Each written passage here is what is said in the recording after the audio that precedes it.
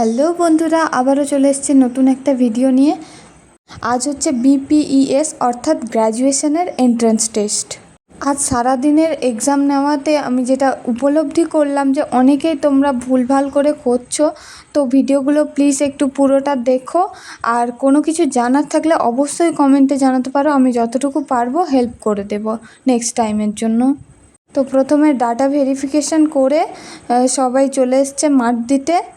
তো ফার্স্টে মেয়েদের 50 মিটার রান নেওয়া হলো, তারপরে ওদেরকে পাঠিয়ে দেওয়া হলো স্ট্যান্ডিং ব্রড জাম্পের সেক্টরে।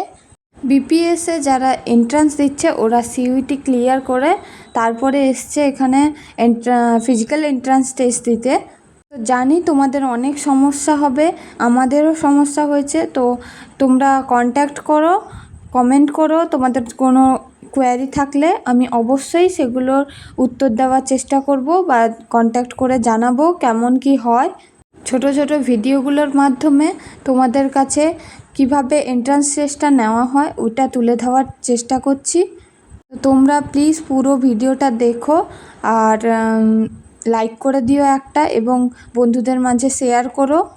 এবং পরের বছরে যারা এক্সাম দিতে আসবে তাদেরকে অনেক অনেক স্বাগত।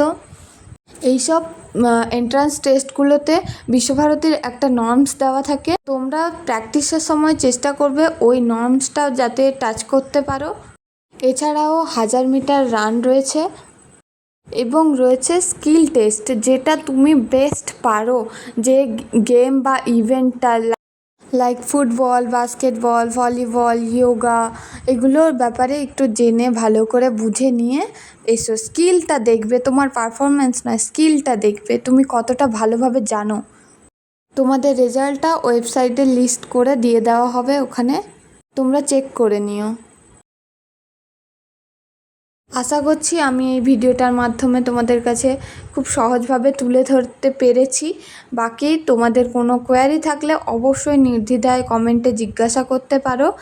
আর চ্যানেলটিকে প্লিজ সাবস্ক্রাইব করে দিও। Thank you, by.